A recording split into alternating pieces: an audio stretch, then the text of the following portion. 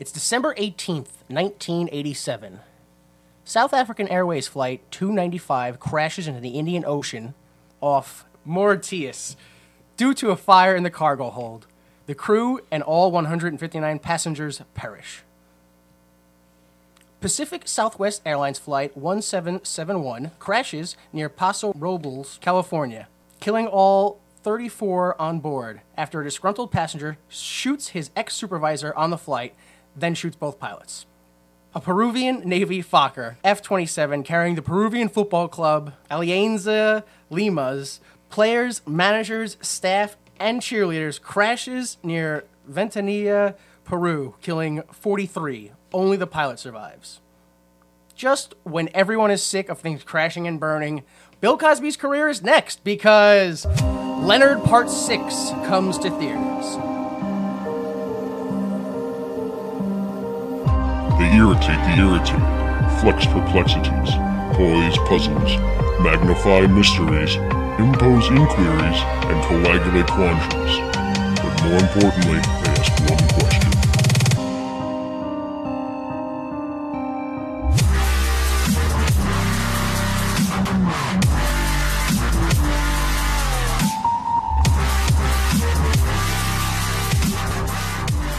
Hello everyone, welcome in, thank you for listening. This is Why Would You Make This? I am Jimmy Time. I'm joined, as always, by Jay Delta. How's it going?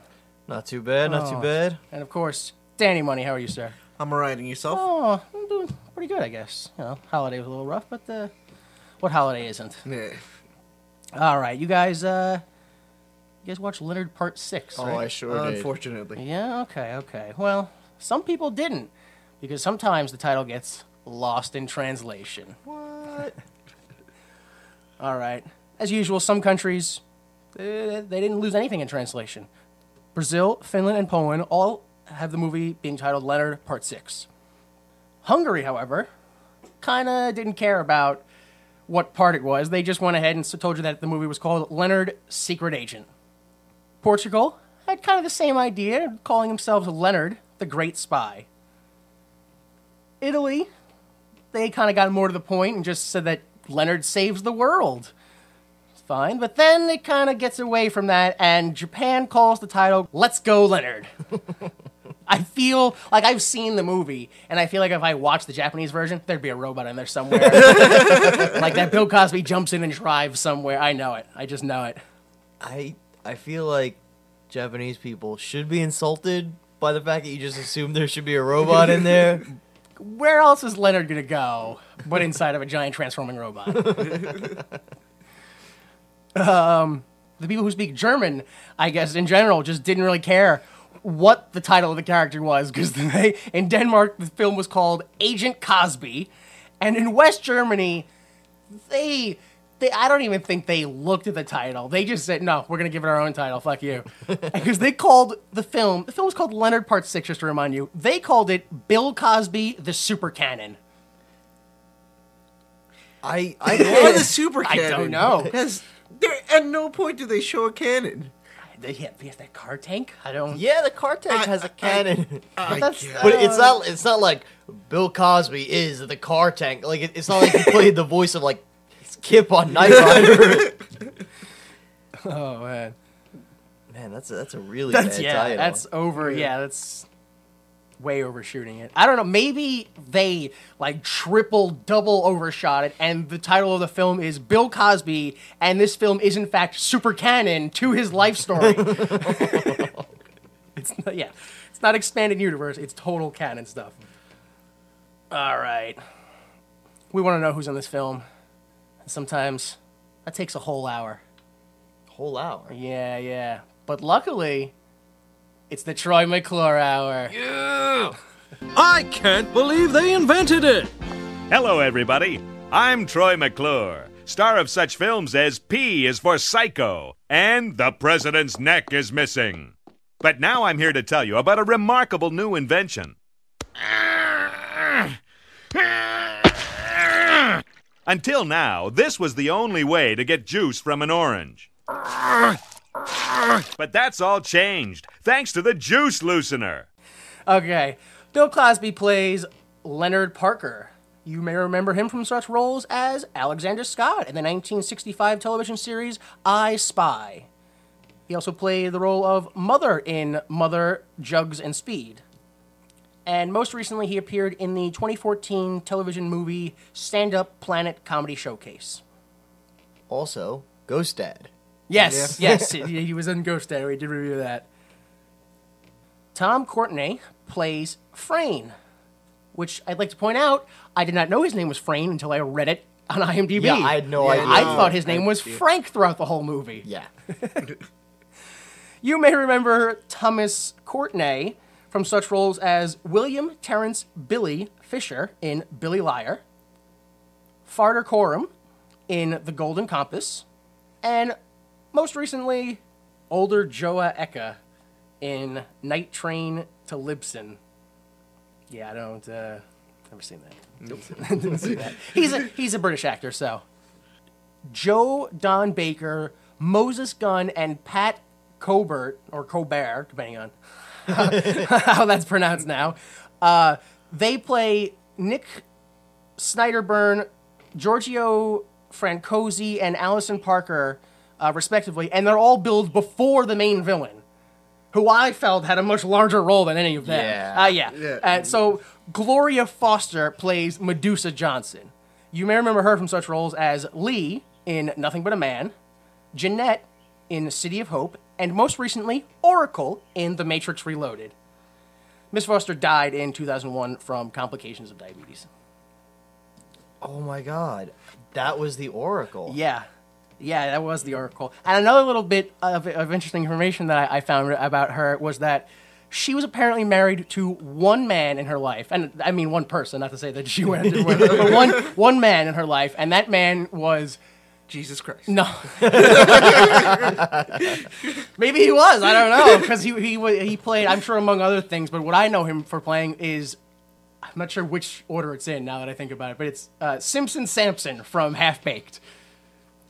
Or Samson Simpson, yeah. The main bad guy. Yes! Human being! That guy. That's who she was married to. Before we jump into the film, I do want to say one thing, which is... one of the taglines for this film, which I assume was not one that they used too much, but one of the taglines for this film was action, adventure, aggravation. I would like to think that they would have come up with something better than that, because apparently... well, there were 3 others, of course. But still, because apparently they spent about $9 million, and this is separate from the movie's budget itself. Apparently they spent $9 million in advertisement alone. Jesus Christ. Yeah, the movie was budgeted at an estimated $24 million, plus an additional $9 million in just advertisement. So they spent about $33 million on this movie. Wow. I'm guessing that tagline was for the actual making of the movie. All right, we got action and adventure, and this is getting really fucking aggravating. Let's just get this shit over with. Breaking the fourth wall on the last one. Yeah, because I assume you guys found a lot of the same info. The fact that midway through production, Cosby realized that this was just a horseshit movie and was basically giving up halfway through. Not only Cosby, but head of Columbia Pictures, David Putnam, tried to cancel the production, but just couldn't. I don't know why. I don't know how you're the head of the whole company and you go cancel this. And they go, we can't. And you go, oh well. And before we get into the movie too, do they ever explain why it's part 6? They do. Yes. Okay, I must have missed it. It was in the beginning, like the British I must have zoned intro. it out then. Yeah. Yeah, I mean, truth be told, there's probably a lot that I missed because I feel like there are points where I don't know if I was just tired or my brain was just like, we need a 30-second break. Yeah. And I just will kinda say tuned it out. was- Yes, that happened to me too. For I think every film that we've done so far, I've gotten about an hour in and I went, how much is left? This is the first film where I got 40 minutes in and I was like, dude, how much is left? Oh, I'm done. And there was still like an hour and a half left. I I lost can't my mind. believe how much nothing happens and how first of all, this movie is only an hour and a half long, which I'm used to seeing movies today where like the last, I don't know, 5 movies I saw in theater, they're all like 2.5 hours long. But you know, like you go and you watch Fury, and it's Brad Pitt, and it's like, oh, I'm interested the entire time. Like, this 20 minutes in, and I'm like, what the fuck? Why? What are we even doing here? Yeah. At some point, I kind of devised that this was actually 2 stories that they crammed in, which is, I think, what I felt about Ghost Dad as well, was that it was, in fact, they were trying to tell 2 stories, but not together. They were trying to tell two separate stories, all with the same characters. Did Cosby write Ghost Dad? I know he wrote this. Well, if you remember, Ghost Dad was originally titled Thursday, a movie written for Steve Martin, he could have had some hand in the rewrites. So, yeah, but who's to say, really? Just to give you an idea of how bad this film is, let's go ahead and jump into it. Because the film opens with a series of stop-motion animals drawn in crayons, which, like, next to the actors' names. Which, once again, $24 million budget, and this is the opening scene that you give us? With a $24 million budget, I can't figure out where any of that money went, unless it all went to roofies going in girls' drinks. You forced that. I had much to. like Bill Cosby. Didn't force that one, though. That's the kind of comedy I want. It's like, I can't... The special effects in this movie came out in 1987. So this is, at this point, we're 10 years after the first Star Wars, right? We're after Raiders of the Lost Ark. We're after Temple of Doom. This is the same year Predator came out. This is the year after Aliens came out. Like, good fucking special effects. And this, it's difficult to comprehend how bad the special effects are in this movie. It's like bare bones attempted green screen, and it's awful. And it's not just the special effects.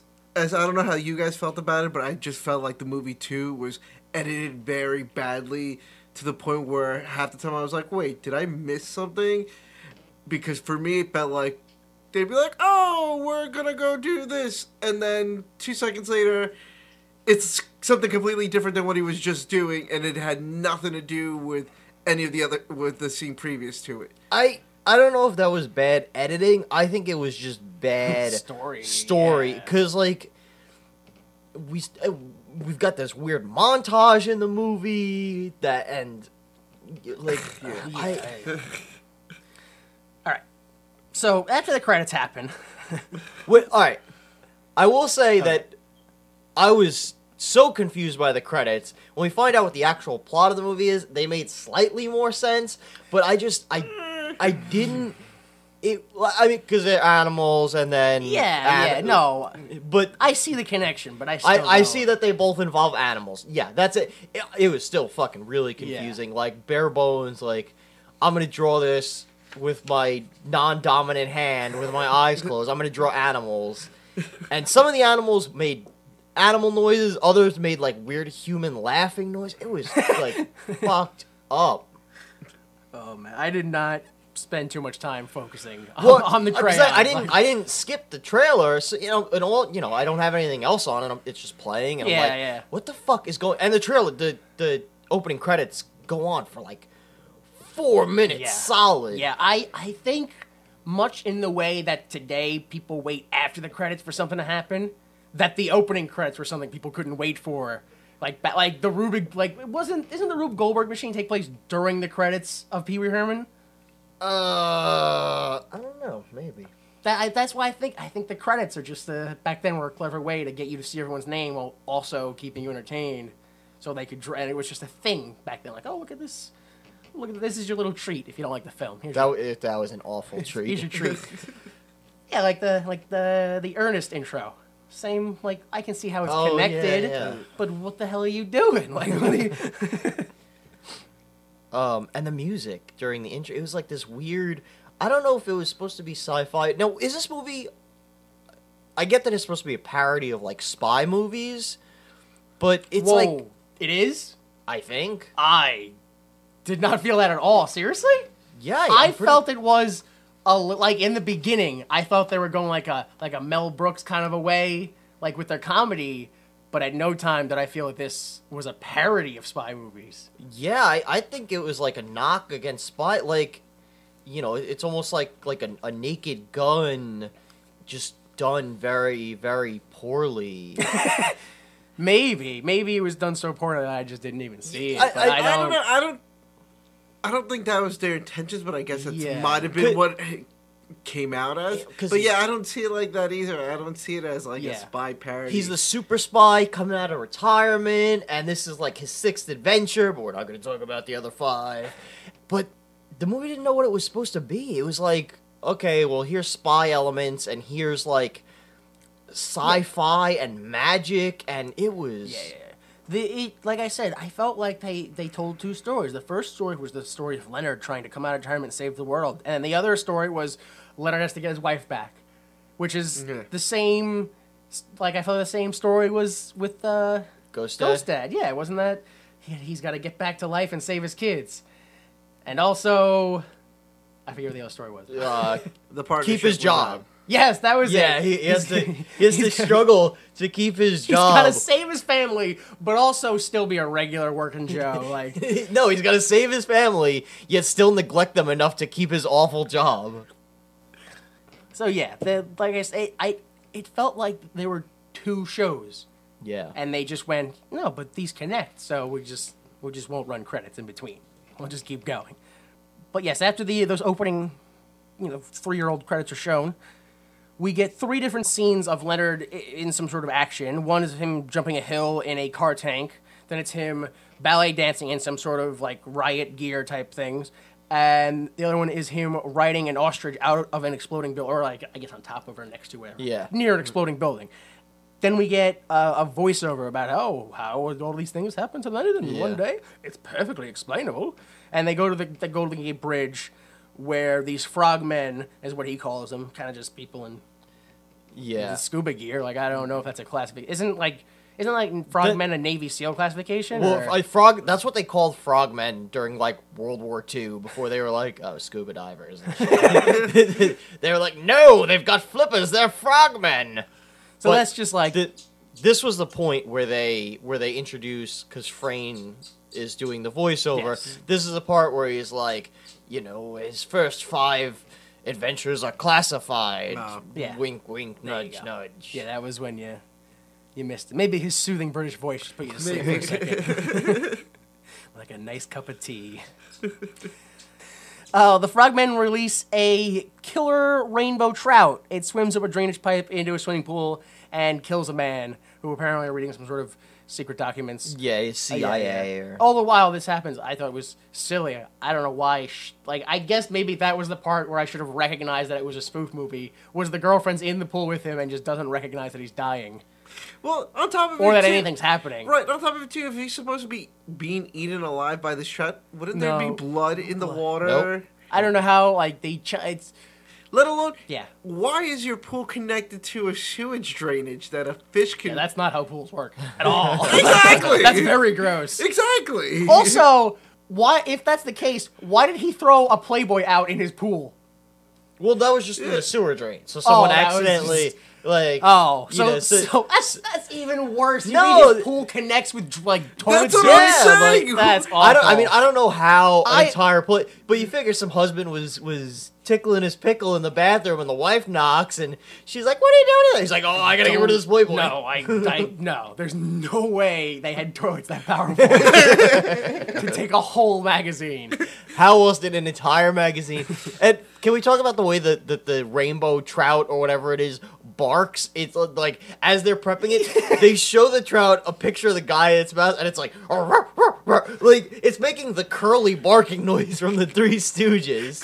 They couldn't even get an actual dog sound. They had to get a human making a dog noise. And they release the thing, and it goes cruising down the drain pipe, and it does passes the Playboy. No, let's turn around and look at it, and we get a close up on the fish's eye, but it's a fish eye, so it's just dead. You can't see what direction it's looking. It's not like the eye. like moves to look at. No, it's just like, what are these things here? Lids! It's not like the eyelid open wider! Oh, man. So, yeah, that guy's dead. I don't know. I think the voiceover explained it. I presume it's because he had something to do. He had a picture of Medusa Johnson. yeah. Who we find out. We don't find out her name until much, much later. But he had a picture of her, so presumably he was on her case. Can we just stop for a second? Because during the assassination, there's a guy in the background who we find out is like one of the main villains. Yeah. And he's literally 20 feet away from this guy just watching. Like, couldn't he have just shot? Why didn't he just... If this guy can get into... Like, he is constantly just inches away from people. Yeah. Unbeknownst to them throughout the whole film. And I don't understand why you couldn't have given this guy just, like a dagger tipped with poison at least. Anything. But no, you have to train animals. I mean, if there was some kind of technology that let people kill other people from, like, 20 feet away or more... I don't know. There's probably something. I mean, it's too big, but we have a catapult. I don't. Yeah, I'm thinking smaller and maybe there's like multiple rounds. Or like something. you just press a button. Yeah. And the guy's gone. Yeah. Like, oh, you just point and like a mouse, like you point and click. Yeah. One day. One day. So we jump to the CIA headquarters, I guess. I don't know. They're whatever. They're having a meeting and they're just talking about their future and trying to figure out how to get back on track and stop this lady. And they talk about an agent who's retired and that we're gonna get him. Don't worry, I sent Monroe to get him back. Yeah. We cut to a restaurant as the voiceover says that Leonard Parker is a retired CIA agent who used his wealth to keep himself busy by buying restaurants and other things, basically just philanthropy. Monroe, who is having dinner at the restaurant, which, as we said, is owned by Leonard, makes up something about, this trout isn't fresh. Yes, which it kind of looked like it wasn't cooked to me. Yeah. It looked like it was just raw salmon. So, I mean, pretty damn fresh if I... So... Yeah, he says it's not fresh, and he's like, I'll show you that we have the fish in the back. And he's like, yeah, I'd like that. And they go in the back, and, I mean, once they get in the back, Monroe immediately pulls a gun out on Leonard. And, of course, I guess, again, this is where I should have noticed that it was a spoof movie and not just wacky comedy. Like, I just thought it was just some wacky comedy. Like, I couldn't figure out why this wasn't funny. Yeah? I don't know why. I feel like it should have been.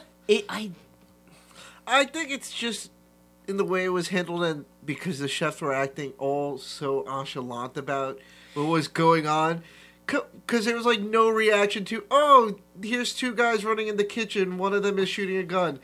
We're just going to stay here and still cook because, we're not going to react about it. It's not happening. It kind of seemed less like they were unaware that there was a gunfight going on and more like they just didn't care. They had a job to do.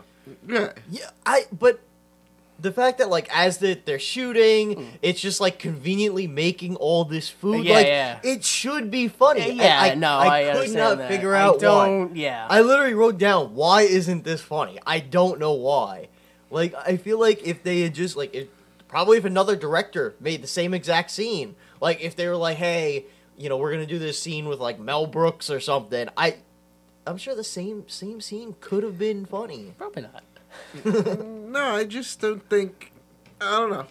I don't think the scene could have been saved. But it was just too horseshit. It may have just been like... It may have been one of the other elements, like maybe the sound or the lighting or something like that just didn't... It made the scene seem like... This is like...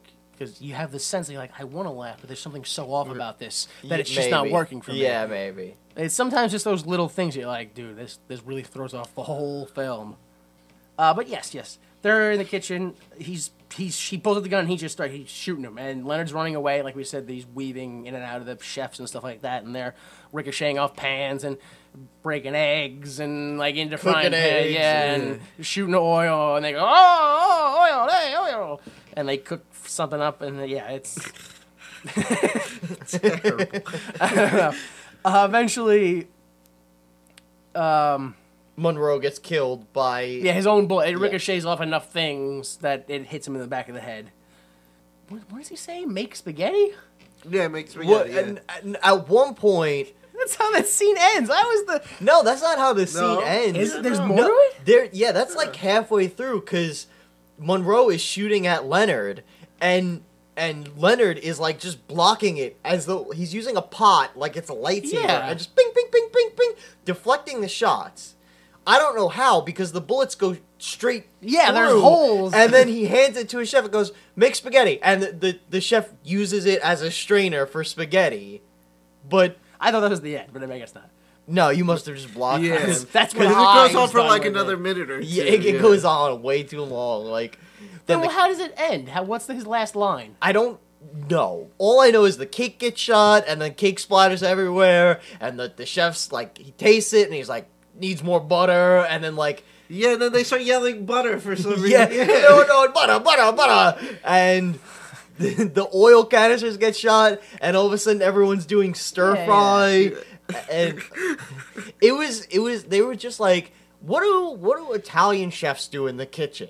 They're not bothered, right? They're just in the zone, and it was just a bunch of like old Italian looking men just going, make it a fool, and then butter. That's all the scene was. Nobody's reacting to the gunfight. It's just Italian chefs shouting probably some kind of obscenities at each other. Probably. Ugh. All right, yeah. So after this confusing scene, really, just emotionally confusing scene, Leonard drags. Well, we don't see him drag, but he shows up at the CIA headquarters and he drags Monroe's body into the meeting room. The head, who is I think he's called Snyderburn, as I said, is very happy to see him. He has him sit down and stuff like that, and he's like, he showed up, and that's what he wanted. So boom, you're here. We're gonna show you what we wanted to show you. And they hit the lights. They show him the information slideshow. I wrote down all the ridiculous things. Like, this is another thing where I was like, I think they're just supposed to be jokes, but I'm just like, I don't. Like, you're one word off. I don't know. They have a trained house cat kills an agent and burns his IRS records. I don't know why. All right. Why would it burn his tax records? I don't. All right, then. A husband and wife are assaulted and killed on the road by 18 squirrels. And most recently, uncounted gophers kill an undercover cook. I don't know. It's just confusing, these things. They're not. I didn't laugh at them. I was just like, all right, what do I do with this information now? Is this gonna be on the test? Like, what's happening? Why did you tell me this? And there is some woman is behind all of these killings, and the voiceover explains that Leonard couldn't possibly decline. So of course he does, because that's comedy. Yep. They offer him money and stuff like that, but he still declines. And then they just start mocking him about how he's not going to get his wife back. And, of course, he still declines. And then he leaves. Back at Leonard's mansion, the same voiceover, which I don't know if I've mentioned, but the whole time the voiceover is the butler who we're about to meet. Which we've already met before, but now we're officially about to meet in the story. Is Frayne. The voiceover of Frayne the butler explains that his wife pretty much got the wrong idea about the spy life and left him. A butler, who we immediately learned is Frayne, greets Leonard, lets him know that his daughter's here, and she comes in and she's like, how's it going? Good to see you. I'm in a play now. And he's like, what did you have a fight with your mother about? You know, and obviously more of a what happened to your normal life that you're now here to see me? And yeah, she's in a play, and she's dating the director who's older than him, and he's not happy about it. He's like, oh, I guess this is what you fought with your mother about. And he tries to just talk to the guy, like, you're older than I am. What are you doing? And he's just like, oh yeah, she's a great actress. We love each other. It's great.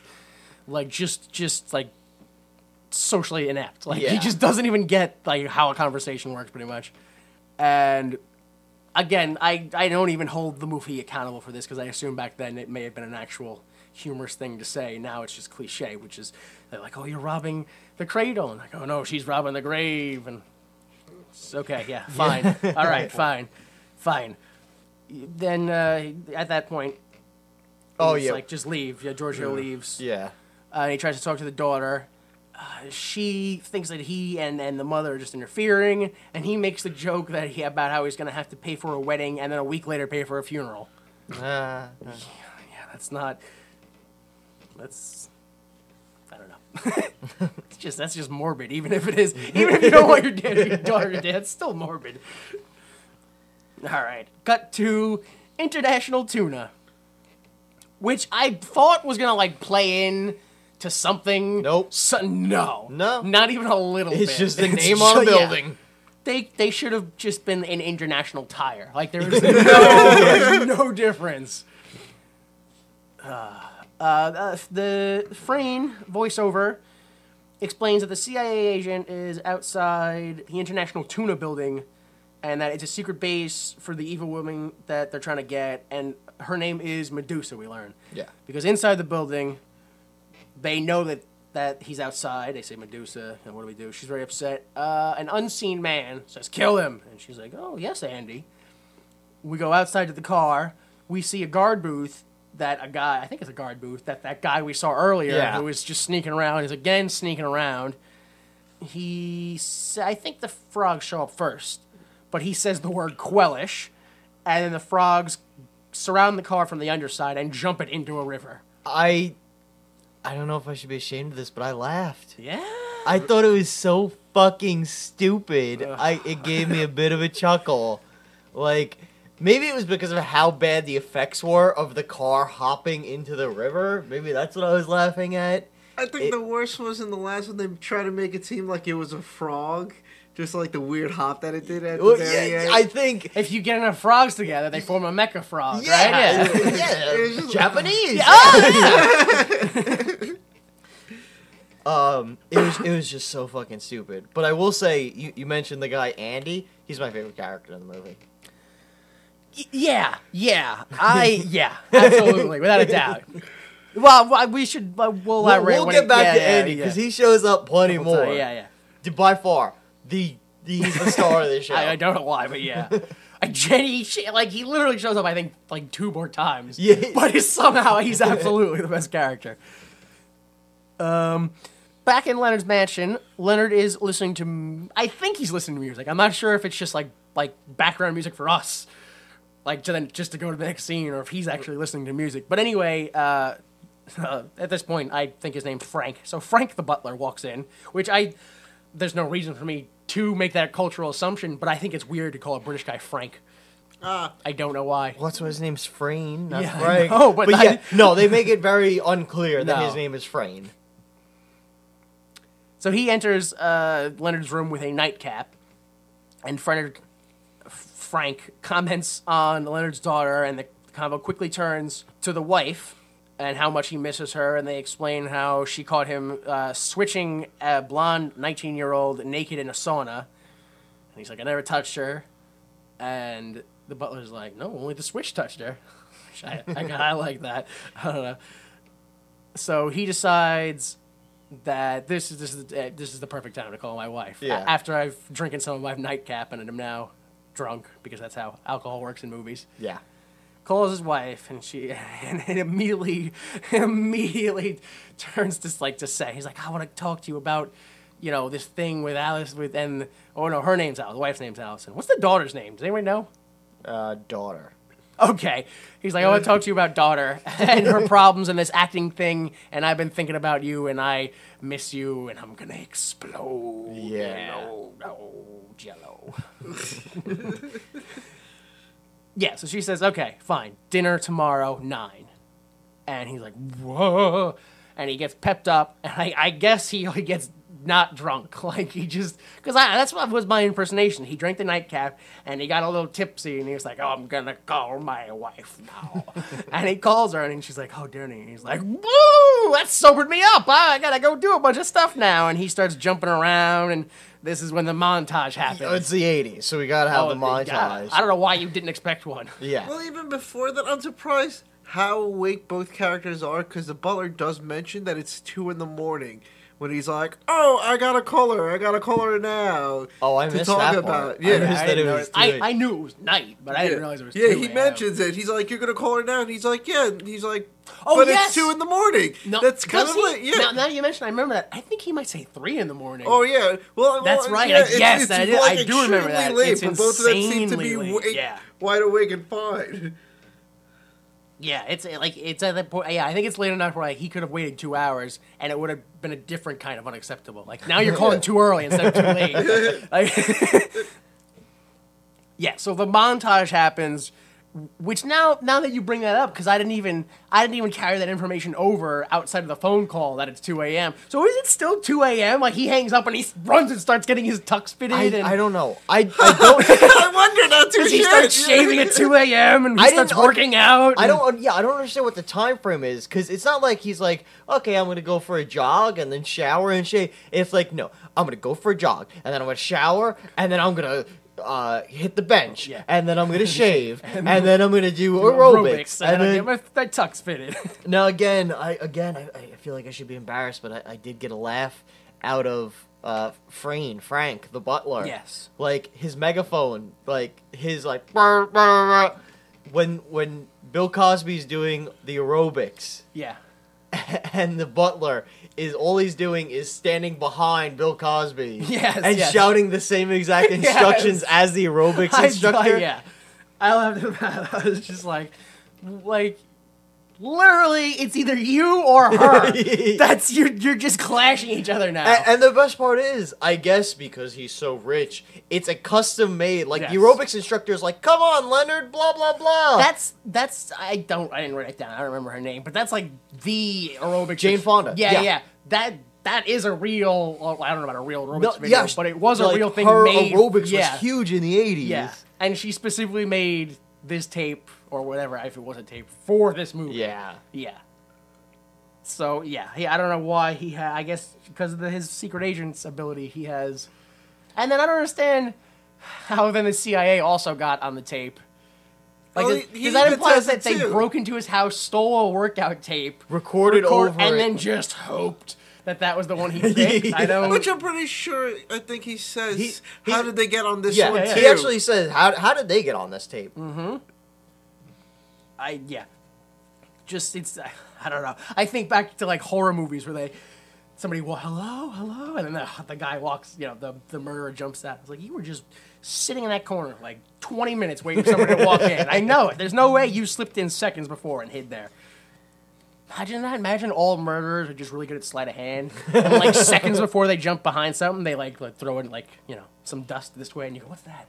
Well, I assume you mean like Batman style, kind of. like movie murderers, not real murderers. I don't know any real murderers, so like Jason Voorhees, and I don't know. Are there any other movie murder just all of them, like Pinhead and all right, he's magical. That's a war. You're going and Freddy Krueger, all the magical guys. No, it's just really good sleight of hand that makes him turn into the motorcycle that the guy's riding and inject his veins with gasoline. Isn't it though? That's sleight of hand. How did he not notice it? Misdirection, right? Yeah. He's like, look over here, and now we replace your motorcycle with a different motorcycle that looks like me transformed into a motorcycle. I don't know. I was thinking more like Leatherface. Yeah, Leatherface and Jason. Yeah. Mike Myers, if he is or is not magic, we didn't really devise whether he was or was not. I think it varies from movie to movie. Yeah. Whether or not it's the first one or any of the other ones. Yeah, so we walked away from the montage.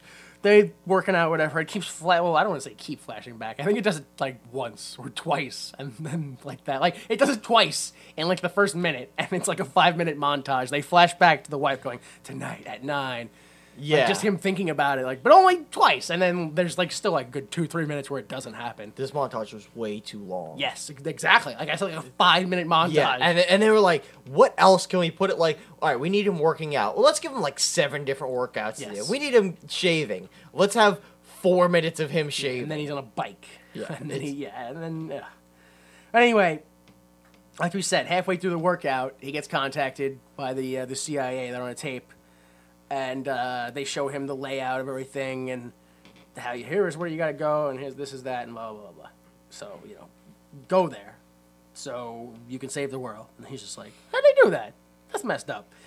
And they keep going on with the montage, and it ends with him posing in a mirror and Frayne giving him the perfect tie. Oh, that's the perfect tie. Which was funny because at the end, when they gave it to him, I was just like, they're just going to give him 8 ties. And be like, oh, that's the one. Yeah.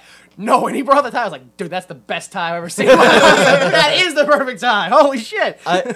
I thought it was funny because they mentioned the whole reason why the wife left him is because she's worried about, I guess, infidelity, him living the spot. Well, yeah, mostly it was because she found him in the song with the 19-year-old. But then, like, there's the scene, he's getting the manicure and pedicure from, like, a whole bunch of blonde women who are just like... Yeah. Like, dude, I think this is why. Like... No, you gotta go to, like, some old Asian women to get your manicure and pedicure. You can't have attractive blonde women do it. Then you're just looking to get in trouble. Leonard's got a lot of problems going on with himself, so. All right, Frayne does a voiceover again and says that everything was perfect, the tie, the suit, the flowers, the blah, blah, blah. And during the 20-second drive over to her house, he explains how, all this, and it was perfect, and he wanted everything to be right, and they moved as far away as they could from each other, and But it's funny because it's next door. Yeah. That's like when that happened. My first thought was these people have too much money. Immediately, I was like, they have way too much money. I don't like this film anymore. Just throwing cash away. I guess that's what the budget went towards. I mean, so, like I think. Just renting those mansions. The entire budget must have just went towards like we need a really giant like suit variety, and we need to rent 2 mansions directly next door to each other. They probably rented out that whole internet. That was probably a real active tuna plant. They're like, yeah, we're just gonna rent it. Shut down production. we're gonna buy the next 2 weeks worth of tuna. Yeah. Shut down. We're not gonna use it. We're just gonna dump it. Yeah. We don't need it. And then, of course, you gotta. When they put something on the screen, you gotta stop it and read it. So when they put the map of the International Tuna Building. Like when they put the map for Leonard, I was like, oh, let me stop. Let me see what's going on. Just reading everything. I think this is where he explains where he's got the plans and stuff like that, and you got to go to the B room and blah, blah, blah, blah. Mm-hmm. Reading the rest of, like, the layout, like, somebody, like, I know it's a joke, but somebody had to be, like, royally stupid to read that and go, oh, it's the letter B room. Because everything is written like it's a horse, like concave, not concave, I forget, like a horse. Den, stable. That's not the word they use, but yeah, it's like a complex. Oh, a horse corridor was the word. They had a horse corridor. They had like a cages corridor. They had a video room. They had a security room. They had maintenance. They had all these things, and then there was a B room that somebody was like, oh, that must just be the letter B. I don't know why those extra E's are on the end of it. Like, I guess it was a joke, but to me, I was just like that's like an extra level of stupid. Did they ever explain why they needed Leonard to go in there? I mean, I think they tried to, like, oh, why don't you just blow it up? And he's like, I would love to do that. Oh, because they wanted the technology. Yeah, I don't know if they explained why they couldn't then, but it's revealed that they want to rule the world, pretty much. So, right, he, as I said, I kind of jumped backwards a little bit. Mm-hmm. They go over to the wife's house. They get there, and the staff greets them and wishes him luck. And they lead Leonard into the dining room, and then the wife, Allison, shows up and tells the butler, I'll be serving the food, and don't disturb us. And then while they're at the dinner, they talk about, oh, you're going to get back together, blah, blah, blah. And she spills some wine on him accidentally. He's like, oh, it's okay. It's no big deal. And then she goes to serve food and pours it all over his arm and shoulder, and then pours more on his lap, and then it's, oh, well, this is, all right. Clearly this is, on purpose. I don't understand this. Like, why would she be like, come over for dinner, blah, blah, blah? Because it's been 7 years since their relationship. Yeah. What a bitch. Yeah, I'm literally going to invite you over to spill food on you. It could have been one of those where she had the best of intentions, but just that once he was right there in front of her, that she just got reminded of everything and then just let her emotions get the best of her and decide to spill food on him. Yeah, Bitches be crazy. Yeah, and unfortunately, it is very sexist. So The movie's basically like women can't control their emotions and they will spill hot food on you. or try to take over the world. With animals for some reason. Because women love animals. Because just like women, animals are also oppressed by man. That's right. They need to be free. Yes. So after he's fully covered in food and realizes that this is not going to happen, he's like, you know what? Let's go. Yeah, we're going back to work. And he tells Frayne to take me to Nurse Cavallo, who is someone. Anytime he's going back to work, he goes to see this Nurse Cavallo. We learn that she's an Why do they call her nurse? I don't know. I really don't. It turns out that she's an Albanian fortune teller who lives in a trailer park in Oakland. And she speaks gibberish. I assume it's supposed to be Albanian. Okay. But regardless, yeah, you are a dick. But regardless, it's gibberish to Bill Cosby because despite being a secret agent and going to this lady every time he goes to work, he still doesn't know any Albanian. Yeah. On top of that, she doesn't know any English. Yeah. Like, I don't... She clearly lives in the country, Yeah. and she just goes like flibba blibba blee like she's speaking Simish from The Sims. That's exactly. I don't know Albanian, so it could be, or you could be being a bit racist. I don't. I don't know. I think this movie is like No. This is what gypsies are, and it's like they live in buses, and their kids are little monsters, and they don't speak English. It wasn't until the voiceover of Frayne said that she lived in a trailer park in Oakland did I realize that it was not a hobo den. Yeah, so he comes in and he's like, yeah, I'm going back to work. I need my fortune told. And she kind of just slaps him around a bit while she's telling the fortune. Immediately, the second we walk in and I see the girl's face, I think that we're getting like a Carol Kane type of a character. Just that whole like energetic, Laka's wife from Taxi. You know what I'm talking about? Yes, that's her name. Yeah, Carol. Yeah, I believe that's what her name is. Laka's wife. Yeah. She's the female witch, I guess, from The Princess Bride. Her and Billy Crystal. Yeah. I'm sure she's done other things, but I can't recall anything right now. She was Laka's wife. Yeah. And then also at the same time, I also got I got this kind of a Transylvania 65000 vibe from the fortune teller at the end, where she just got I sleep now and falls asleep. Like I really thought that's what was going to happen, but maybe it's because those are the only two fortune tellers I know, and this is a racist movie. Also, fortune tellers are a race. Yeah, so she slaps him around, give the fortune. She's got kids in a loft who interrupt by throwing toys right at Leonard. She threatens a spanking, and they run away. Which, when that happened, I was like, oh, right, Bill Cosby wrote this film. Yeah. Spanking children is hilarious. So then she goes back to her ritual and eventually gives Leonard ballet shoes. Just ballet shoes, right? I thought there was more. I wanted to say she gave him something else, but I couldn't remember. I want to say I know the later bee. on. Oh, the bee, right? Okay. There's she gives him like a ring box. Yeah. Which I thought it was going to be like at the end, he's like, and then I get to propose to my wife again. That would have been way better. Yeah, I know. I would fucking know. That would have been so much better. Wow, that would have been so much like, oh, I never used this thing. Let me open. Oh my god, like, oh, that would have made so much sense. Yeah. No, it's a fucking, oh my god. Bee. It's a bee. A sexy bee. For the bee room. It was supposed to be a queen bee, which that's not how queen bees no, work that's at not all. How queen bees work. So more sexism by Cosby. Is it sexism or is it just his lack of understanding of the animal world? I don't know. Probably sexism. Probably sexism.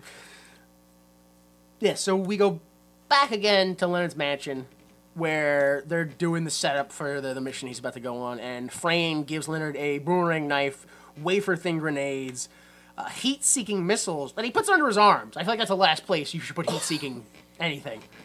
Oh, and also a collapsible bazooka. They walk around the house while Frayne recites famous war speeches. Then they go into the garage and they test out that car tank that we saw. And they go left, they go right, they go center.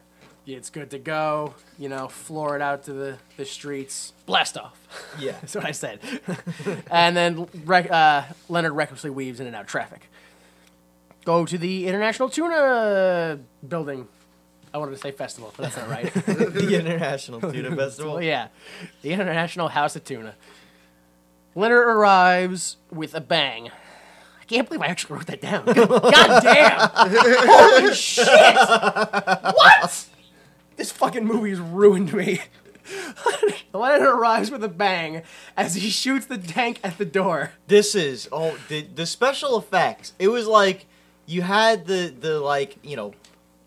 I guess they had a blank charge in the tank gun or whatever the fuck, and then there was this awful green screen oversized bullet that would come out and bounce off the door. Yeah, ricochet off. Yeah. Is that? I mean, I'm not a ballistic expert, but that's not how missiles behave. I'm pretty sure. Yeah. I'm pretty sure if a missile didn't go off immediately, it would just kind of fall, and that'd be the end of it. I mean, it could ricochet if it was hitting something on it, but if you just shoot it against a flat surface, I don't think it just goes ping, ping, ping, ping, and bounces away. Also, what's wrong with his barrel if the first two didn't deflect? He didn't change position. No. He fired in the same area. Same exact spot. But the last one... last one bounces back directly into the cannon. Maybe he made a dent. Maybe that was it. Oh, maybe. How about... He's supposed to be, the world's greatest secret agent. And he's like, alright, I have to break into this building. Let's attack the most heavily enforced part of the building. Uses everything. Yeah. He uses his tank, he uses his pocket bazooka, his wafer-thin grenades, his underarm rocket, just fires everything directly at the door. And then he just goes, oh, heavy door. I think he says thick door. Maybe. Oh, thick door. But yeah, whatever the that's fuck. so fucking, yeah. Dude, I'm looking at the building you're showing me on the screen. There are windows. Yeah. You're a secret agent. Yeah. It's the wall's made of brick. Yeah. you can just... And that building looks like it's been there for a while. You could honestly probably just take your car and roll into it and you're good. Yeah, I don't know. You're an awful secret agent. Yeah, I know. Yeah, I question how he became the best at anything at this point. Must resist rapist jokes. Yeah, so after a while of just, trying to They just let him in. Yeah, they just go, no, just gonna let him in now, right?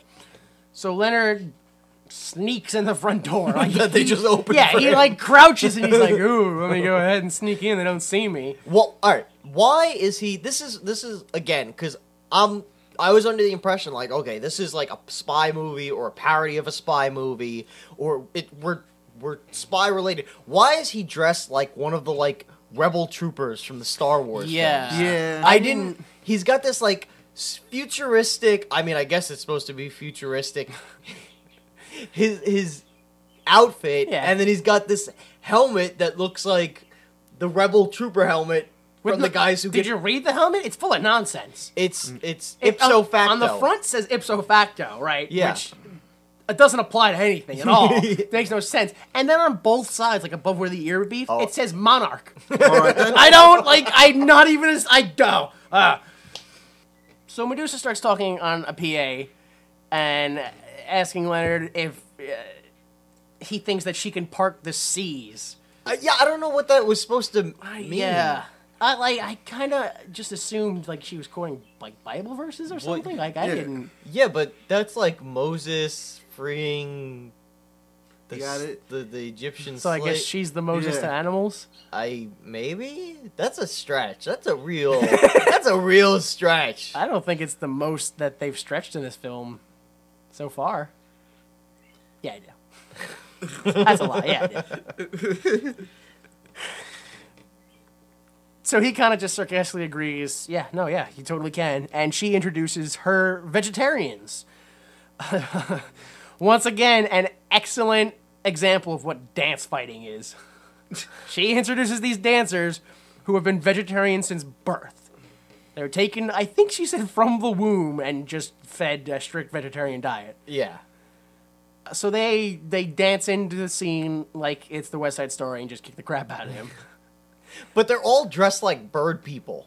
They're all dressed like animals, and they have like metal claws, and one guy has like a metal beak and actually pecks at Leonard. Yeah. They're all dressed like some sort of fucked up, like Clockwork Orange sex club thing. Okay, all right. I'm the only one who got the sex club. Yeah. But yeah, and they all fight around him, and this is another example of like they've got him surrounded like 10 to 1. And they all have blades all over them. All they do is cut off all of his weapons and then just like push him down to the floor. It's because it's a West Side Story dance fighter. That's what they do. They're just gonna click in his face until he runs away. They give him the opportunity to put on his magical ballet shoes, and I say magical because they sparkle. Yeah. They sparkle and glow, and he puts them on, and then he ballet dances and fights them. Which he puts on the shoes and he has trouble like walking around and standing in them and he can't quite get it. And then the voiceover tells us that he spent a few years like helping, I think, Gorbachev defect by working undercover. Definitely not Gorbachev. I don't know who it was. I can't remember who. But some Soviet Russian, guy defect while hiding in the Russian ballet. Yeah. And once the voiceover says that, then he's like, oh yeah, that's right. And just starts nutcrackering everywhere. It's pretty much like, oh, thanks voiceover for reminding me. Yeah, when we got to this scene, I really was like, fuck this movie. Yeah. You got this far before thinking, fuck this movie? This is only 30 minutes in. I know. Yeah, that's because some of the other stuff isn't ridiculous to the point. Well, it's ridiculous, but not ridiculous to like where you're like, wait, ballet? Why the fuck is there ballet now? I don't. Because it's funny. Yeah. Duh. Come on, men don't do ballet. Yeah. Again, the fucking sexism in this film. Oh man. So yeah, Leonard's getting the crap kicked out of him. Medusa's just eating fruit, and then he puts the ballet shoes on, and he kicks the crap out of the dancers. And the Medusa shoots this dome machine gun she has on her, like on the top of her building, which it kind of all fell into place for me because when she came out, I was like, why is she dressed like Diana Ross? And then she shoots out what I thought was a disco ball, and I was like, wait a minute, no, it can't be me just putting things out. No, it's gotta be. Whatever. She hits him with a machine gun. He gets like, just kind of grazed or whatever, and then starts to limp away. They chase him down, but somehow she loses him in her own building. Yeah, like, I don't. Yeah, I was confused here because they're like, "Let's get him." Where'd he go? Yeah, I didn't understand that, and especially because when they showed the map of the layout of the thing, they have a security room and a video room. Yeah, so it should have been really easy to find that. Not guy. only that, but they presumably know exactly where he's going and what he's after. Yeah, right. He's got to go to the B room because that's where the sphere of unlimited power is. There must have been a deleted scene where she was like, open the doors.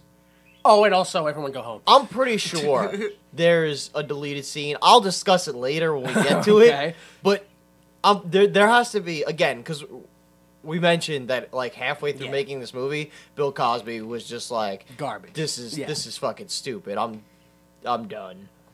Yeah. So I can only imagine that there's scenes that they're like, let's not even bother filming it. Let's just go with what we got. So he makes his way to the B room. Somehow he loses them along the way. Again, even though they know exactly where he's going. Yes. And he opens his ring box that has, I guess it was supposed to be a queen bee. Yeah. Because the joke is it's the letter B in parentheses, and we get there and we see it's actual it's bees, the insect. Yeah. That's funny. Yeah. No. Again, it's just like someone who's like autistic had to have made that map. Like I don't understand how they did that. But yeah, he opens up the ring box. It's a queen bee, And he's like, "Oh, work your magic," right? Opens the thing, puts it in, right? Again, this film is not good for what's going on for Bill Cosby right now. Because he puts the bee in, and he's like, oh, buzz, buzz, buzz. And then he's like, "You don't mind if I look, do you?" And look, so like he's like peeping on like the sex between. It's just creepy. It's just gross. It's so funny. I mean, I don't know if this is kind of a side note. Did you read the sex allegation stuff? Not like extensively, you know. Like, I've read like. I read one where it was like, yeah, I was backstage at a show and Bill came in and put his penis in my mouth. Like, it was stuff like, which when I heard that, my first thought was like, "Look, I understand you're a young woman who's doing the business and Bill Cosby, but like, just don't open your mouth. Like, just don't open your mouth. You have teeth. Like, it's." I don't want to say that because obviously people are going to get up in arms, but I kind of just did, so, oh well. No, it was stuff like, I remember, this is all during, like, the Huxtables, like, this is like right... the height of his fan. Yeah. Oh, shit. Maybe this is like a Bob Saget thing where he couldn't take all the wholesomeness and just freaked out. Wait, now I'm defending Bill Cosby. Hang on a second. Let's back up. Whoa. But some of the allegations were it's like, yeah, so then, you know, I was 19 years old and Mr. Cosby said that he had a great job opportunity for me. And so he said, well, why don't we discuss it over dinner? And then he gave me a drink and then I woke up naked and he was getting dressed and like, it was like, oh, or it was like, so I'm talking to Bill Cosby and, you know, he grabs my hand and all of a sudden he puts it on his penis and starts like guiding it. Like, apparently the dude loved hand jobs. Yeah. After watching this movie, I was like, what are all these allegations about? And then I read them and I was like, I was like, it was like 1964, 1970, 1973, 1980, 1984. Late 80s, mid 80s, like, this motherfucker was raping, like, all he did was put his dick in hands and mouths and sleeping girls. That's... throughout his fame. Yikes. Just yikes. So, again, the fact that he's, like, the undertones in this movie, like, is this a peek into the dark side of Bill Cosby? This was like when nobody was like hovering over Bill going, "No, Bill, stop, don't do that." This is not a Bill Cosby only unconscious girls see. This is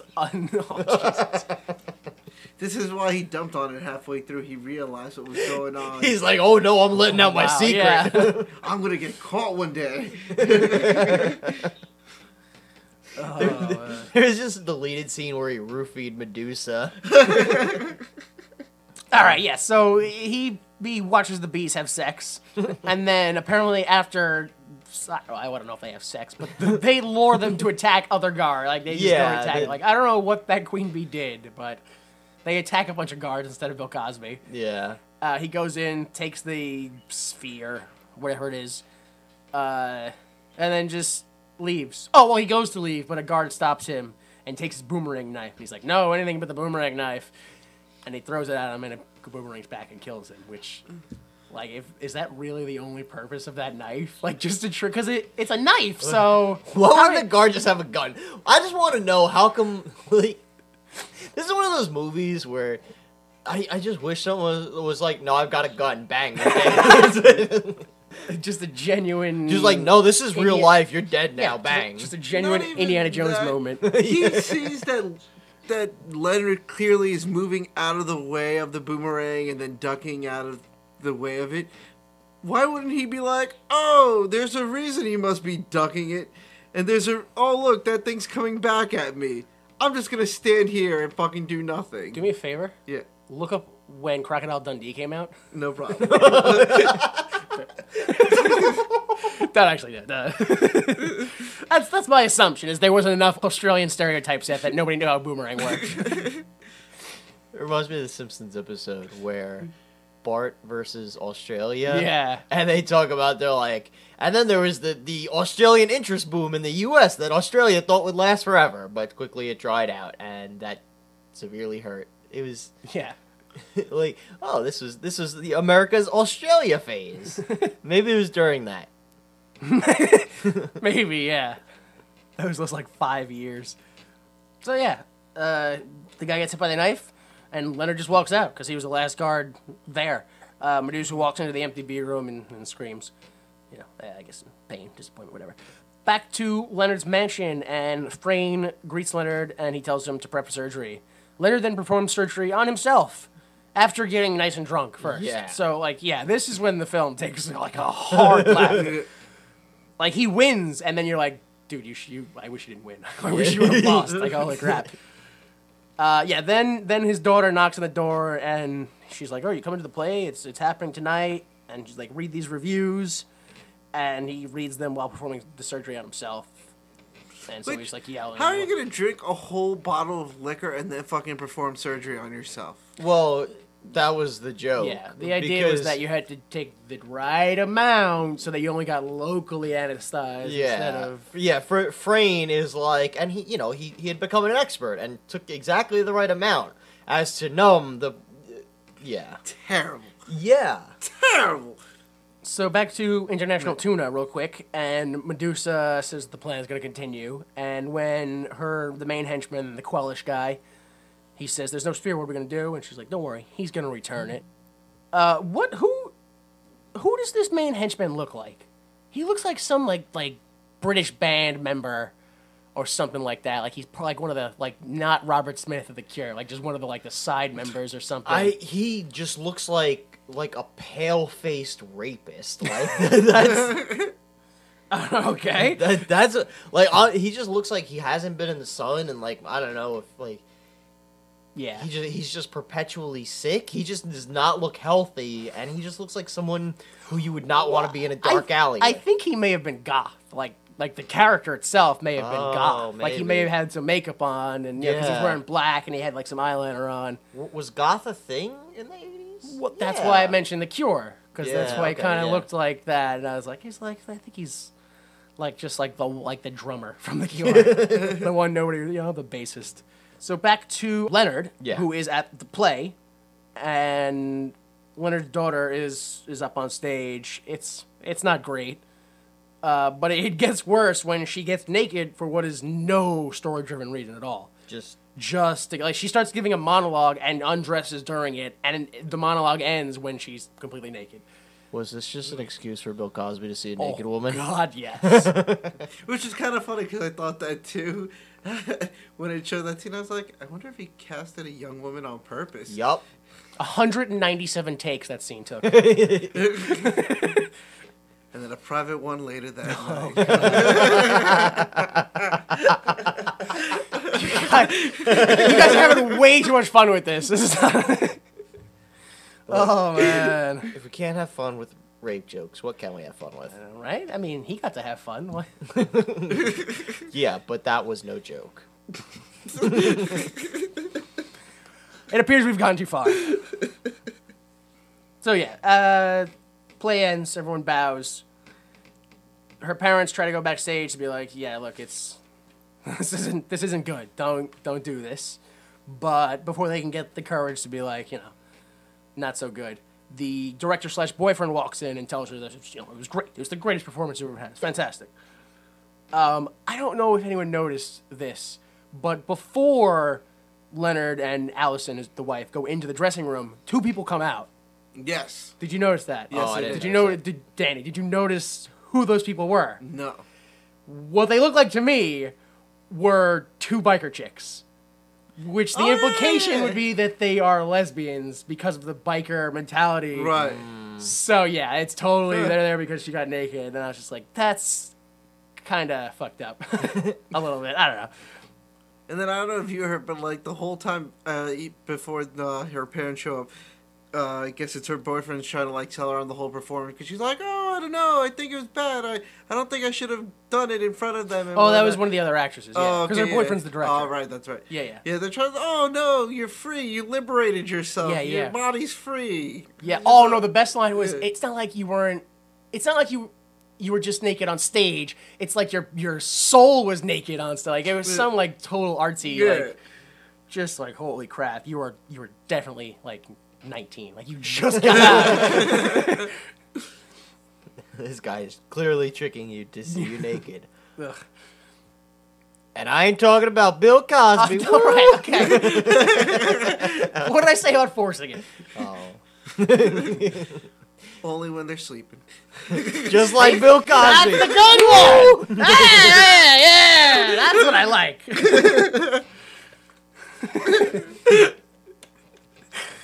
Don't be like Delta people. Don't force rape jokes. Just rape. Whoa. What are you implying about yourself? No. Forgot where that conversation started, huh? All right. So everyone, well, not everyone. Leonard asks to speak to the director outside of the dressing room. They go outside, and everyone hits their head on some sprinkler, like, thing. Was that supposed to be funny? Supposed to be funny. I don't know. I feel like it didn't happen enough times for it to be funny. Yeah. Also, like, isn't that like a Vegas vacation joke or something like that? Like, I mean, I'm sure it's a joke that happens all the time, but I feel like that was a recent joke that happened around that time. No, not a clue. Okay, it just seems like a very Chevy Chase thing to me. I don't know. So Giorgio is worried about the second act of the play, but Leonard is more worried about his daughter, obviously. Giorgio goes back into the dressing room, and Allison comes out and says, "Leonard, speak to your daughter." And he's like, "No, I can't." And he leaves very angrily. And then we see that the Quellish guy in the background. Yeah. Well, I think like before this too, he's kind of just lurking in the background, like behind some mesh or something. I don't know. Leonard leaves, and the voiceover says that he decided that it's time to assert your parental authority. When he goes back in, he discovers that everyone in the room is tied up. If this wasn't a purposeful joke, then it just raises a like, how the fuck did one man tie up like at least 15 people in like 45 seconds? Yeah. and kidnap a woman. And kidnap a woman with no sounds of struggle or cries for help. And by himself. Yeah. Amazing, really. This guy is a very good henchman, I'll tell you that. He is worth keeping around. So yeah, somehow Quellish ties up like 20 people and kidnaps Leonard's wife. Yes. And this is where Leonard and Frayne decide to... They gotta get the sphere back. The sphere. So they head over to the CIA lab, and they see that they're trying to figure out how to make it work so they can rule the world. They're like, I want to rule the world. How do we figure out how this works? And Leonard's like, oh, I'm here to help, gentlemen. Huh? Like, yeah, we can't get it to work. And he's like, oh, stand over. Well, let me open all these cages first, and then stand over there. And then he's like, oh, did you do this? Did you do that? Did you do this? And they're like, yeah.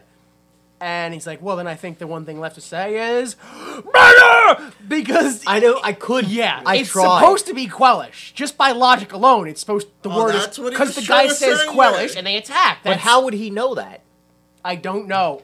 I don't know how the animals understood him.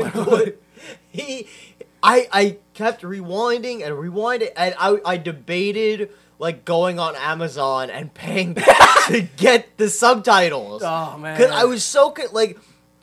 I don't know if it was supposed to be like Bunnies or like Bunnies or like... Yeah, no, I mean, I could be wrong. I myself am just assuming, but logically it would be Quellish. Since that seems to be the code word. Yeah. But I don't know how Cosby would know that. Nope. Not a clue. Nope. So he gets all the bunnies to attack the CIA people, which gives them the opportunity to steal the sphere, take off. Well, I'd kind of like to point out that every animal has killed. So he just killed the CIA. That's what I thought. Yeah. He had to have murdered the CIA at this point. Now, is this... I mean, I guess not, but, like, it seems so Monty Python, like the rabbit, and... Like, this is definitely after Holy Grail, right? Yeah, I'm not sure, but I would assume... Yeah, I think early, like, 70s. Yeah, I thought... So, yeah. Yeah, absolutely. I didn't put that together, though. I didn't really... Yeah, it seemed very, like, because the cheesy, like, rabbit attack. Yeah. Like, but... I think I didn't put that together just because those are two different rabbit attacks. Yeah. That's, like, it's the difference between getting attacked by a rabbit and picking up someone's pet rabbit and beating them with it. Like, it's two... Like, one's humorous and one's like, dude, I gotta call the police. You gotta stop. I don't know why I'm, like, trying to help. I gotta call the police. Don't do this. So Leonard and Frayne, they open up the sphere and realize that whatever the multicolored liquid inside, it looks like dishwashing liquid. So they stop at like a supermarket and buy dishwashing liquid to replace it with. Never explain, because they have no idea what's on the inside. They never explain what they do with the original liquid. No, Oh yeah, Like- that could be like radioactive. and Yeah, they wouldn't- this could be like the containment device to prevent like Chernobyl level Yeah. radiation from leaking out, and they're just like, nah, we'll just dump it out in the sewer. Ugh. This is the 80s. We don't care about the environment. yeah. After they switch the liquid, they continue driving to their destination. At a red light, Nurse Cavallo is also at the red light in that hippie van or bus that she drives, and she uses magic. 100%. It's no, 100% she uses magic Yeah. and switches place. Like there's no getting out of the car. No, it's she just- closes her eyes and thinks real hard. It's just gypsy magic. Yeah, and Frayne and her switch places. So now she's in the car with Leonard, and Frayne is now driving her bus. Which once again, Leonard acts like, oh, this is normal. The guy next to me is no longer Yeah. there, and Yeah. now there's a woman. Yeah, perfectly normal. Let's just keep acting like everything's the same always. Exactly. This is one of the things that add on to my opinion at the end that we'll get to. But so they take off because they got someplace to go, and Frank is chasing them, or Frayne is chasing them in the bus, trying to catch him down. Back to Leonard in the car, and Nurse Cavallo is like, oh, like fortune telling, and like, Yeah. oh, you need this, you need this, you need this. Gives him butter, gives him meat patties, gives him a hot dog. Somehow, Frayne in the bus got ahead of them. No clue how. Right, with enough time that he parked the bus. Well, Got just out. pulled over the side, but got out. Yeah, And is like standing there, like, hey guys, Yeah. what's going on? like clearly not out of breath. Like he had enough time to just be like, let me dust myself off, get a good pose going on. why would he be out of breath? I don't know, because he had to run from, get out of the bus, run out. Look at me, totally casually just standing here. It's 10 steps. This is America. Thinking about that is exhausting. So yeah, somehow they get ahead, and as They drive past. they drive past, Nurse Cavallo is just teleported out, and then her and Frayne are just like hanging out. Like, what's worse is, like, at that point, I assume through the power of gypsy magic, they're married. I also assumed that they were just a couple. Now. Yeah, Like like, Frayne all and of a Nurse sudden, Cavallo. that's it. Like, oh, I guess they're in love now. That's it. By proxy of gypsy magic, we are now one in holy matrimony. So, International Tuna is where Leonard arrives. And he walks right in and he goes, I got the spear. Here it is. Take it.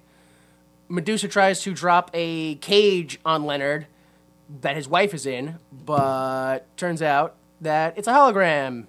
And a guy with a gun shows up and goes, oh, got ya.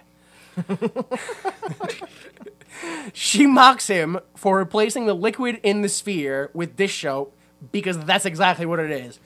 Stop the film right fucking here. Yeah. How? How did she even know that? Like, how, if the liquid is dishwashing liquid, how would she know it changed? Like, it didn't change. How would she know? Like, it's like, what'd she do? Open it up and go, wait a minute, this is Dawn dish soap. This isn't my brand. This isn't value brand Yeah. A.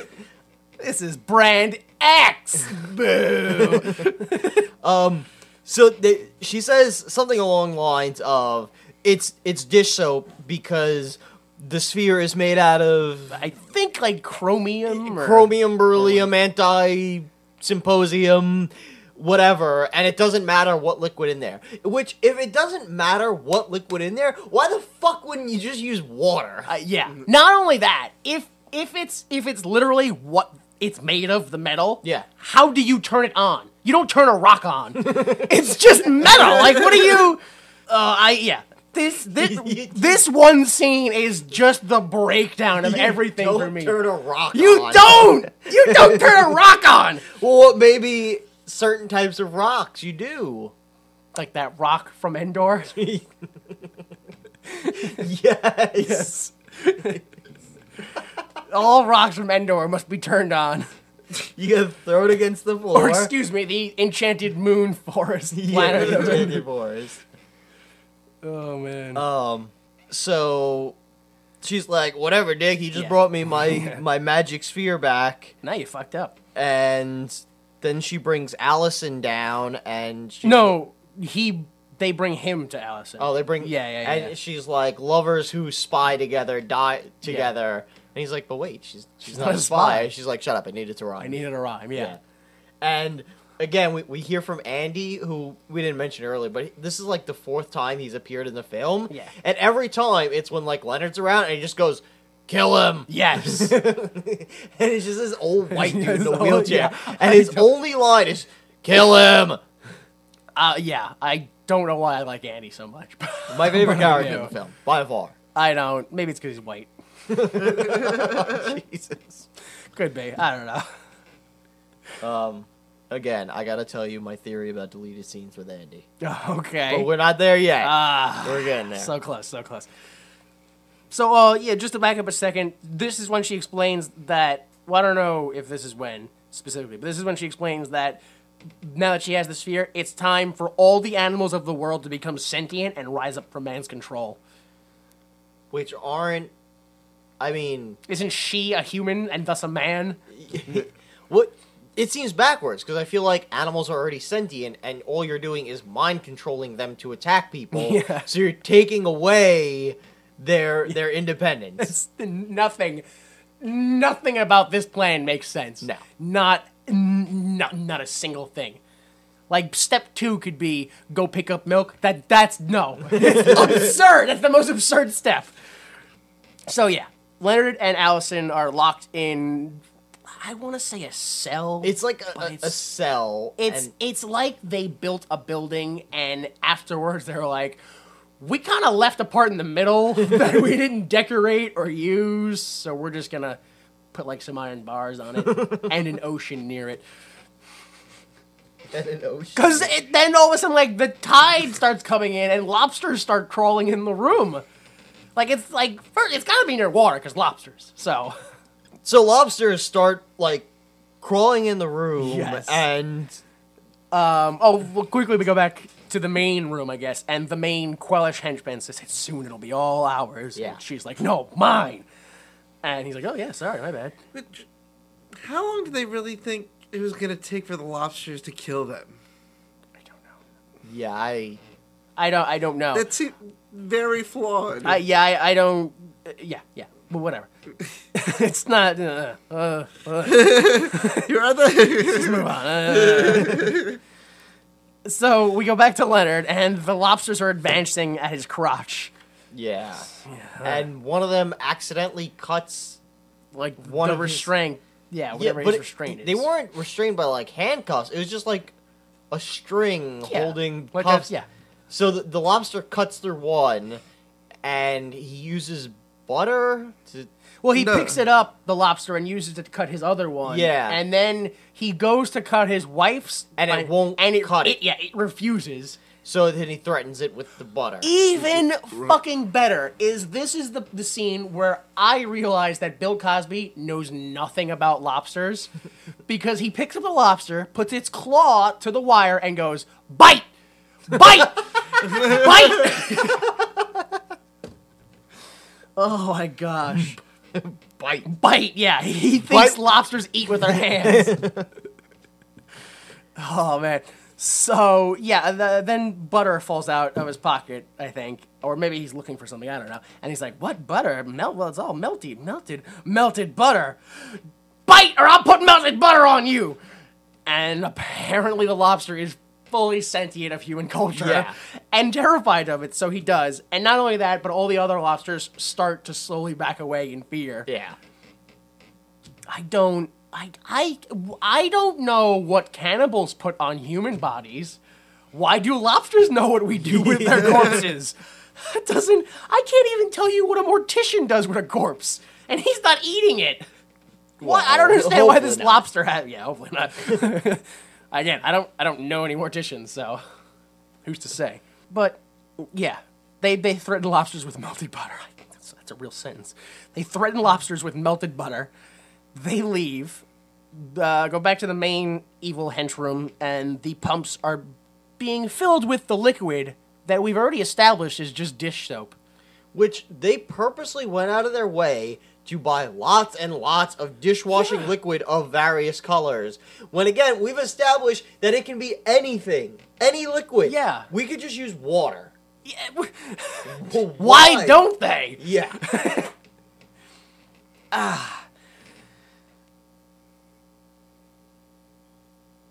So, This is where Allison demands Yes. that Leonard go save the world, because then if he's like, well, if I save the world, we get back together, and she's like, I'll think about it, which that to me just seems like no. She's like, I Yeah. want you to save the world, but I have no interest in you. that's not going to happen. You need to get over that fact. Move on with your life. So then the countdown begins, and Leonard and Allison change costumes. Well, excuse me, they get into a disguise. I do not know why they get into a disguise. Couldn't tell you. Because what they do is they hide in horse stables. First off, they break out and then sneak their way to a horse stable. Then once they're in there, they attack two workers, steal their clothes, Yep. right? Then they, as the countdown's going on, Allison's taking a while to put on, oh, I gotta put on my lipstick. And, oh, you gotta get faster, a lot quicker, honey, because women take forever in the bathroom. And so eventually they jump on the horse just as it hits one. They plow through the wall Yep. and ruin everything. Why do they need a disguise to ride on a horse? Because that's, they They literally in the put stable, on a disguise put on a disguise, and then to got burst through the wall and attack them. Yeah. No, yeah, no need for it was literally just to be misogynistic. Just so, like, women take forever to change clothes. Maybe if you didn't write it into the movie, Yeah. you wouldn't have been so disappointed. So yeah, they burst in, they prevent Medusa from pulling the lever that activates the animal Pump, controller yeah, thing, yeah. whatever. Not even sure at this point what she Yeah, does. I don't really know. I don't know how it hasn't already happened. Like, why is there a countdown? Like, what? Ugh. So they stop everything. Medusa demands release Pump 5.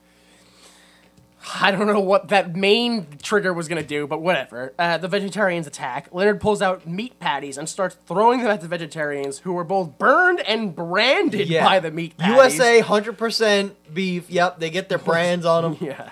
Makes no sense. No. Allison takes the horse and goes and releases the animals. No, actually, not before knocking out Medusa with a sphere. Yes. Hits her on the head with a spear. And then the horse is away. I don't know. I wrote this down because this is what I felt at the moment, apparently. But the vaguely homosexual guy, Quellish. yeah, Quellish, Vaguely homosexual. says, I'm not afraid of a little meat, and then goes over and eats it. This is the infamous, like, this is the gif that everyone's seen online yeah. of Leonard Part 6. Yes. Where he's got the hot dog and he's waving it. Wiggling it around. And yeah. Quellish goes and just chomps and takes a bite out of it. Yeah. So Leonard backs up and he's like, oh shit. And his head just explodes Into sawdust. Yeah, okay. Absolutely sawdust. But then his body just walks around like a robot. I was going to clarify. I wouldn't say that his head explodes into sawdust so much as he morphs into the headless horseman in a sawdust explosion. But then his body walks around like a headless robot. Yeah, it was awful. They didn't make an eye slit for the costume that the actor had to wear. Plus, people aren't chickens. I don't think the body just keeps going after the head's missing. Maybe he was. I don't know. Vegetarian. Who's to say? Maybe. So Leonard. Oh, well, the animals continue to escape. I should mention, as Leonard tries to shut down the pumps, but Andy, who apparently is just a torso, falls into uses a machine gun until he falls into the vat of red. He comes riding towards Yeah. Leonard, Yes. shooting his Tommy Yeah. gun, screams "Death to all mankind," and then just like hits a bump and flips off his wheelchair. But again, it's just the legs remain in the wheelchair, Yeah. but his torso Like, those were fake legs, yeah. flips out. So I think maybe the idea was Okay. because the all we've heard throughout the entire movie, all we've heard him say is, kill him, and now death to all mankind. I think maybe there was supposed to be a part where, like, the torso flew off, and it's revealed that it was some kind of animal controlling a man puppet or something. That's the only thing I could think of. No, dude. There's earlier in the scene, or not in the scene, there's earlier in the movie where Medusa says that, I forget exactly how she starts it off, but she clarifies that she needed money to start everything, and in the beginning, all she had was Andy's disability checks. So, so he's on some sort of disability. So he's missing. Yeah, for missing the lower half. Yeah. Well, it's not really missing. You know exactly where it is. But it's just not connected. That's not a thing. If you get cut in half. If you get cut in half, you don't know what's gonna happen to me, dude. If you get cut in half, and they're like, "All right, we can save your top half." It's not like getting wisdom teeth out. They're not like, "Well, do you want to keep your bottom half?" I don't think it works like that. What? Wait, what? Well, like, I don't understand that metaphor. Okay. Do they give you teeth back? What? You can. When I had my wisdom teeth out, I was like, "Can I have them?" And he was like, "Yeah, sure." So I kept my wisdom teeth, and I know, like, if you get, like, I don't know, a tumor removed, or if you get like a surgery, like a minor surgery, they're like, "Hey, do you want to keep your appendix, whatever?" I guess technically it is mine. I should be able to. I don't think they're like, "Hey, man, like, No. we're not gonna do anything. Like, there's just like legs and a dick here. Like, do you want them?" And like, how difficult is it? I forgot what we were talking about, and I thought there was somehow a leg and a dick left over from wisdom teeth surgery. I got really lost for a second. Just think, if his top and bottom half are connected, there's no circulation. Yeah. Right? So, assuming they're not, like, fake, like, prosthetic, fake lower torso, that means every morning when he gets out of bed, someone has to, like, carefully position him onto his detached, dead lower half. Absolutely. One of the henchmen does it. I think it makes more sense if it's a man suit and there's a chicken inside or something. That's what I think. But then that would mean that someone would have to put I think that makes more sense in the context of the movie because we already established that magic exists. I guess it just raises a whole other thing about there being sentient chickens. We've already established that there's sentient animals. Not yet, because the thing didn't go off. No, we talked. The lobsters were saying, "Hey, man, I'm gonna cover you in butter." But, or I don't know. I'm not that sentient. Like, there's a voice. Like whatever. I don't know. Fuck it. Fuck the whole thing. Forget it. Leonard makes a joke about how he's going to need these Alka-Seltzers, so he throws a couple in his vat. He notices the reaction it gets and throws what appears to be a full tube of Alka-Seltzer in each vat. Yeah. Like, he throws like 9 in one, and then goes to the other and throws 10 in that one, and goes to the next one and throws 20 in that one. And he's got a tube of like 7. It doesn't... And then he just throws the empty tube, and it causes the exact same reaction. Yeah. I like it. I shouldn't say I like it, but I like the lack of just awareness where he has no idea if, like, the animals are out or if his wife is safe. He just blows up a whole building. Plus, it's dish liquid. Yeah. We've already established that. It's just dish liquid. If you throw Alka-Seltzer in dish liquid... I'm going to go try that later now, see how that works, just to debunk this film. Yeah. Is it like, one of those, like, 4th grade science fair volcanoes? So... the end of the movie, he does this, and all of a sudden all these vats start overflowing. Mm-hmm. It's not like poison, acid, it's literally just a whole bunch of soap. I think people just drowned in suds is the implication. That's... like waterboarded a lot. Yeah, that's gotta be like an awful, god-awful way to die. Yeah, absolutely. But of course, we're shown that Allison rides a horse out of the building, so she's fine. Which I was confused because Allison comes riding out, and all the animals that were being held there come out. Yes. And like his daughter and a whole bunch of police and the CIA are outside, like guiding the animals. When? How? I don't. When did they get there? I could make sense of the police because Frayne and the Frayne, gypsy were not only nearby, but they come up. But the daughter makes no sense at all. She was tied up like in a play in a dressing room and then went, yeah, I'm just going to go to this warehouse that my dad didn't tell me about. Yep. Also, he didn't really know about it. Oh, no, he did. He went there. Never mind. Sorry. I'm thinking of a different scene and a different part of the movie. I'm thinking of a different movie. Yeah, a better one. So, yeah, he gets greeted. She gets greeted by the daughter. Leonard finds an ostrich that I guess technically Allison just didn't release. Like, because she got all of the other animals. Yeah, it was just so the it was ostrich. just this one that she was like, fuck you. So he hops on the ostrich and rides it to the roof. Yeah, And this is like the opening Yeah. scene where he jumps off. And this is probably the worst special effects in the movie. Because it's him riding the ostrich, and as it jumps off and flaps, whatever like effect they use, it literally looked like a claymation Bill Cosby on an ostrich flapping. Yeah, It looked like all of a sudden his body proportions were all wrong. It was weird because I thought it kind of looked like a clay animation Bill Cosby, but the real ostrich. Yeah, but with cartoon wings. Like, it was just a mess. It was a total mess. Oh, man. All of a sudden, they're like, we're going to use mixed media for this special effect. Which wouldn't wouldn't him on the ostrich, wouldn't that kill the ostrich when they land? Yeah, just squish it. Ostrich soup at the end of the movie. It's like when you play Super Mario World, and like, when you jump, all you do is wait, and you jump off Yoshi, and then you get that extra and boost, he falls and down the all hole and fun. dies. Ostrich soup, like I said. Oh, yeah, so the CIA shows up, and Leonard gives Frank the sphere, and he hands it to Nurse Cavallo, and she throws it up in the air, and then Frank opens up his jacket, and for some reason He's got the two underarm. Oh, not only that, but he's dressed in the suit that he wore earlier, too. I assume him and Nurse Cavallo just had like some sexy role playing. Obviously. Yeah, shoots it with the missiles. It shoots us to ribbons, which, if the only thing that activates it is the metal it's made of, wouldn't shooting it into ribbons just activate it? Like, just spread it amongst the air and, like, into the water and stuff? But they didn't turn it on. But he released all of the liquid from the Yeah, but they never pulled the on lever for the metal. the rock. No, they didn't fully on. They didn't turn the rock on. Woo! Rock on!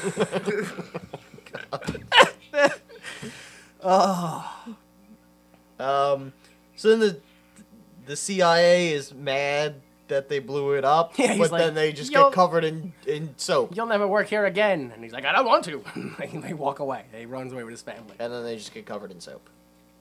Yeah, they all presumably die as well. Wait, who? But So, I just put that together. So that one guy didn't die from the bunny attack. Because that was him, wasn't it? yeah, no, they came back. They So were they fine. didn't die. So, not even scratches. They were totally fine. They all just showed up. They're like, hey, we're here now. And then they just get covered in soap. So they were just playing with the bunnies. An impromptu cuddle session with bunnies. I mean, Not even the CIA can to resist. be fair, it was only like one bunny per person.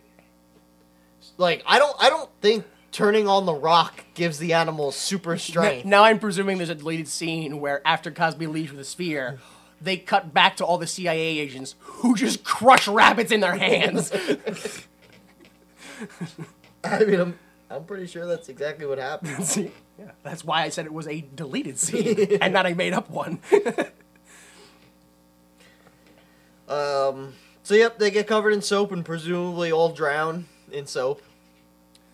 Yeah, and like you said, Leonard, you'll never run this down. I don't want to. Runs away with his family. Right. Yeah. Hop to a private party sign. Yep. Open up. It seems like it's the restaurant that Bill Cosby, Leonard owns, and it is because Leonard and Allison walk in and the staff's applauding, and they go to a private dinner, and Frane's voiceover confirms that they go ahead and they express their love and that they're okay with each other now, and Leonard's like, no, Allison, you can go ahead and serve, and she's like, she kind of gets tempted to dump the food on him again. And he's like, just do it. Just go ahead and do it. And, and she does it, and they both laugh. They laugh, and they kiss, and it fades out. End of movie to credits. Yeah. But then during the credits, they keep fading back in and out and in and out. More food. To dump more food on Cosby's head. And then they kiss again, finally. All right, the fucking movie's over. Yeah. Oh, I missed that part. Then where the fade in and out of the credits hit, and Daddy smashed his computer. The credits hit. I was like, you really? So that was a terrible ending.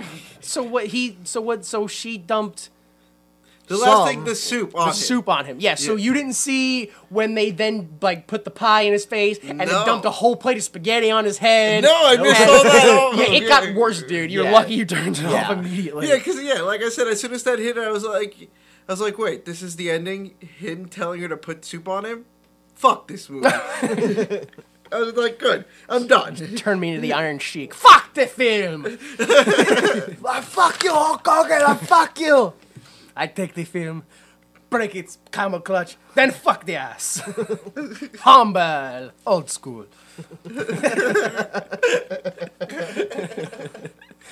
Oh, man. All right.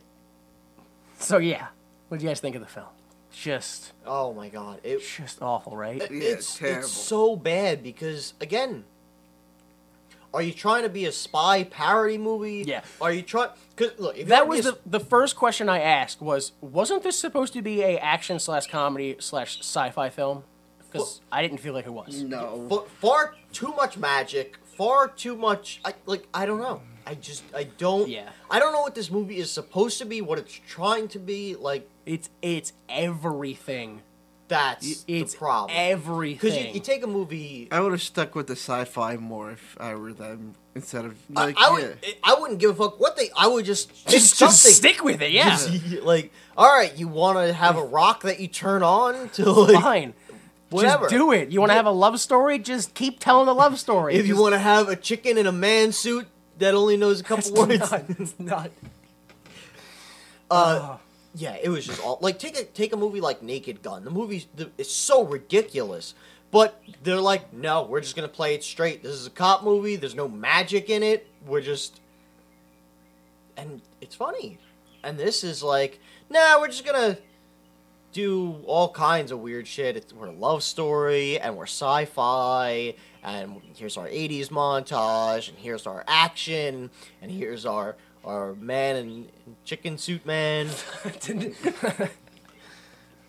Yeah. Like I've already expressed, I felt like I felt like there was 2 1-hour shows. Yeah, it's... They would, because the first half that were intercut. Leonard has to go and get the sphere, and he got it, and he was done. And then Leonard's done being a secret agent, so now he's going to go home and be a family man, and let's tell that story now. The first, half hour, 45 minutes, all it is Leonard saying, no, I don't want to do the secret mission. Yeah. I want to get together with my wife. And then it's like, okay, well, you got together, that didn't turn out well. So the first 15 minutes of the film is him declining the job. And then the next 15 minutes of the film is a montage. Yeah. It's oh man, how is this even a film? After watching it, you can definitely see why Bill Cosby was like, dude, no. But I don't understand why it was released, because oh well, I mean, they tried to, like you said, the head of Columbia Pictures tried to get it to stop. Bill Cosby publicly criticized the film and urged people don't go see it, even though he starred, co-wrote, and co-produced the film. Bill Cosby actually bought the TV rights, so it could never be appeared on TV. Yeah, so I mean, I assume that there's just a line of literally, you start a film, you film it, to just go we're done would mean, I don't know, perhaps screwing out union workers or losing money because you've already guaranteed those union workers work It actually happens in Hollywood where they go and they make a full movie and they're just like, all right, that's it. A full movie will just sit and they never release it, or it won't be released for years and years and years, just because they're like, this is a piece of shit. And look at Earth Girls Are Easy. Wasn't it made in '86 and didn't get released until '89? That was 2 years. This is the kind of thing where I'd be like, look, I'm fucking Bill Cosby. I'm on the Huxtables. We're not releasing this. I was like, cut my pay for a year to start paying this shit back, but we can't. Yeah. Let's make Ghost Dad instead. I mean, it could have just been the film itself, because the writer of the film was Jonathan Reynolds, who I mean, he's wrote a couple of things, but most notably, he wrote the, I presume, very forgettable 1992 Eddie Murphy film, The Distinguished Gentleman. No, I never in my life have I heard of that film. And he also wrote the presumably much worse 1988 Dan Aykroyd and Kim Basinger film, My Stepmother's an Alien. What? I am aware that is a thing. Yeah. And it may have been on Comedy Central, but that might have been... I'm certain it was on Comedy Central. If it was on Comedy Central, that's a very good indication of how bad it was. But I haven't seen it. Yeah. Also, just another interesting thing, the director, Paul Weiland, Weiland, W-E-I-L-A-N-D, also directed City Slickers 2, The Legend of Curly's Gold. So this film was kind of just surrounded in just garbage. Yeah. Yeah. That's all you got to say about this film, you guys? Oh my! If it's just horseshit. Yeah, That's like the fact that it's got like a 2.1 on IMDb says a whole lot. Because normally you don't see movies that, like, even the really bad movies. There's some fucking idiot out there who's like, nah, it was like a 4.5, like. But this movie's a 2.1, so. All right. Let's go ahead and try to cheer ourselves up now with a little game. What? Opinions and assholes. Yeah. All right, this first one is called Worst Cosby Project Ever. It's written by an anonymous customer. Bad. I'm not going to do the whole thing. He says bad 50 times. 1 out of 5 stars. Surprisingly, that's definitely an opinion. Yeah, that's an opinion. Yeah. Absolutely This dude an opinion. is all opinions, no assholes. No. This next one, the title alone doesn't make any sense to me. Almost so bad, it's not good. What? Absolutely insane. By Alex Lawler. So much has been said about this movie, so I'll be brief. This movie feels like it was made by people who had read about what a zany comedy film is, but have no idea how to actually make one. Its only redeeming value is in how utterly ridiculous and terrible it is. And there's a payoff if you can get through the awful pacing of the first third. I didn't get the payoff. What was the payoff? Yeah, what is the payoff? I think they meant... That it eventually ends? And yeah, this, like it's just a good film. 1 out of 5 stars. The reason I put this on here is because I thought the first third of the film was the best part. I thought the film went downhill as it went on. Oh, I thought it was just equally shit. Like, I didn't think any... Like, if you were like, which third of the movie do you want to watch? I don't give a fuck. If I have to watch one of them... I felt like I laughed more in the beginning. When they kept tripping over Monroe's body, I genuinely enjoyed that. I don't know why, but I did. I laughed... Yeah, I think it was just the content. I think it was just the continuity I enjoyed. I guess I got chuckles out of the first third more than it, because, you know, like I said, I also... The frog thing I got a chuckle out of, and then the whole montage where Frayne is, like, shouting at him while he wrote. So I guess that was... I mean, like I said, I got kind of a Mel Brooks vibe from the first one, because now that I think about it, I laughed when they were like, all right, lights, and they all put them all, and they're like, come on, we can do better than that. Yeah. Lights. I got a very, give the governor harumph. Yeah. That kind of a very, that vibe from it. So that may have been why I laughed, because I saw this and I was like, that reminds me of funnier things. All right. I'm gonna say he's an asshole just for the sole title. Almost so bad it's not good. Yeah, that doesn't make any sense. Yeah, you're a fucking asshole, dude. Alex Lawler, I'm calling you out. No, he's got the last name Lawler. He might be a wrestler. This might be a match you're having now. Oh shit. All right, this next one is called, oh my god, he's already an asshole. Simply Perfect. What? Already what an asshole. Well, what do you expect? He's from the UK. Yeah. Whoa. I don't know. What's with the... Lack of intelligence? Oh my god, you just... Yeah, I dig holes. You just said everybody from the UK is a simpleton. Man, all right. I'll just say that his name is Mark. I won't release his last name then. Gainsley. Oh, you bastard. People have to be held accountable. Yeah, Danny's the one who's going to be held accountable. All right. A simple, perfect film. Lie. A wonderful soul music soundtrack from Peebo Bryson. False. And starring Bill Cosby, Tom Courtenay, et al. What's that? That's Latin for and others.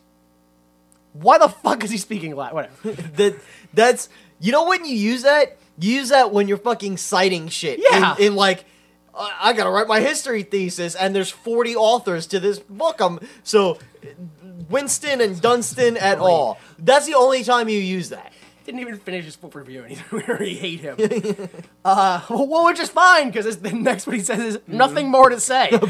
Which is bullshit, because then he has more to say. One of my favorite films of all time. If the closing love theme from Leonard Part 6, Without You, doesn't melt your heart, then you really do not have a soul. Then I have no soul, and Yeah, you are all apparently. asshole. Yeah. That's I listened to that song, like the full song, and like the last 3 minutes, it's just the chorus. The last 3 minutes. It's a 5-minute song. That's 5 out of 5 stars.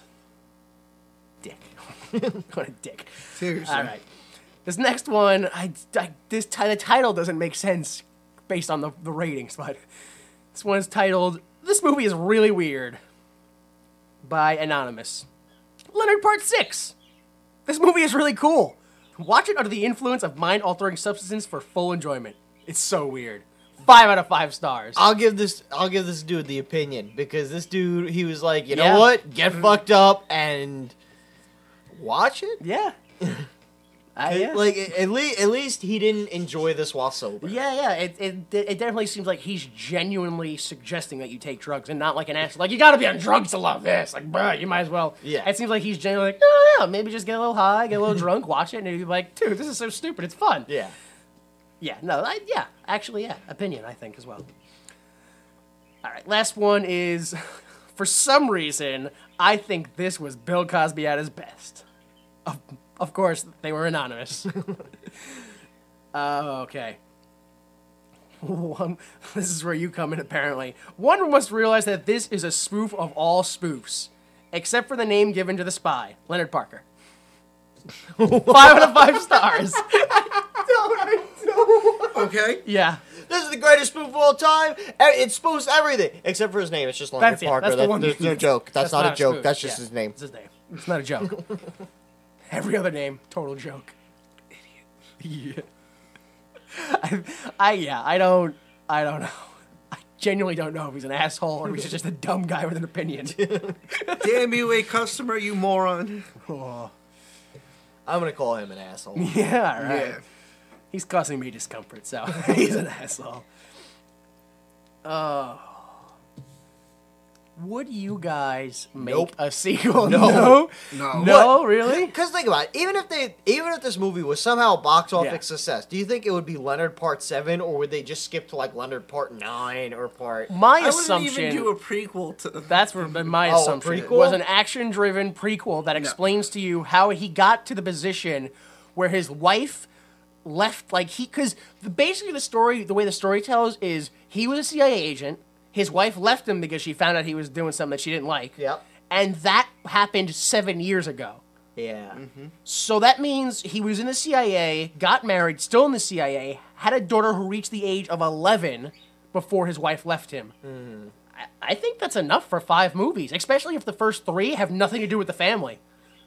So you would just make straight up Yeah. 5 prequels. 5 prequels. You know the best part about this They already set it up. is the fact that you're making prequels after, like, this is the like shit that's going on with The Hobbit, where Cosby keeps looking older and older, yet he's playing a guy 7 years younger. Yeah. And you know that they're not gonna make like one right after the other back to back. No, by the time they make the 5th prequel, it's going to be 20 years later. So Bill Cosby will look like he does right now in his I'm accused of rape by hundreds of women phase. Like, super old Bill Cosby playing younger than now. Yeah.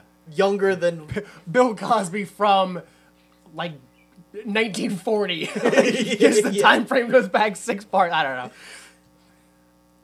ridiculous. Yeah. Maybe eventually you would just be like, no, I'm Leonard Parker the First.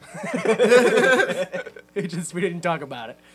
There's a time for this Leonard Parker Jr., Leonard Parker the Third, Larry Parker, and then Leonard Parker again. They fucked it up, so it's.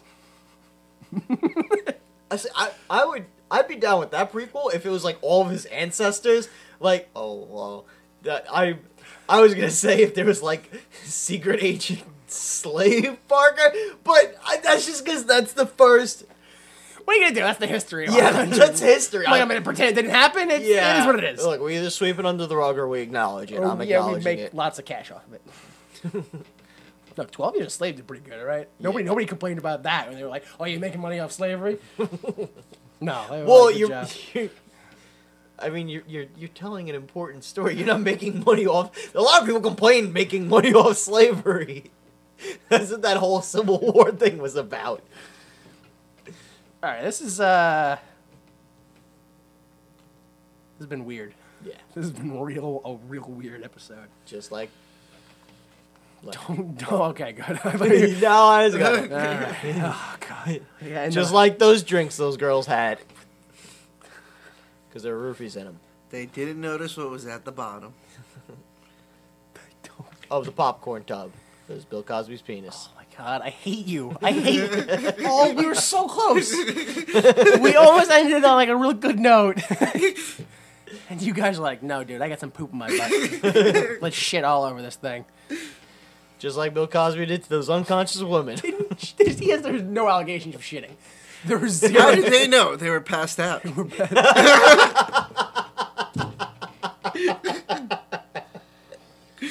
could have cleaned them up before they woke up. Well, I don't know why, but at this point, if you'd like to follow us, you could do so by searching WWYMT on Facebook, Tumblr, or Twitter. You can also listen to our podcast by subscribing to iTunes on your iPhone or your computer, or if you have an Android phone, you can use the DoublePod app. You can download our episodes directly without the use of a podcast app by going to www.ymt.libsyn.com. That's www.ymt.libsyn.com. The Troy McClure clip comes from Marge in Chains, the 21st episode of the 4th season of the television series The Simpsons. Our intro music is Falling Off Your Love by Kill Paris. Positive by Peebo Bryson will be taking us out today. Check out VictoryProWrestling.com for... December 6th, next show. It's going to be the last show at the Deer Park Community Center. Oh, that's right. Yes. And you will finally be making an appearance. I'll be there. I hear is the rumor. Allegedly. Allegedly. Cards are subject to change. All right. So, Danny Money, J Delta, I am Jimmy Time. Please remember that without the mistakes of others, we would be forced to endure the pain of failure ourselves. Just like those girls that Bill Cosby. God. Support they the felt arts. no pain. Because they were unconscious. Don't support the arts. No, support the arts.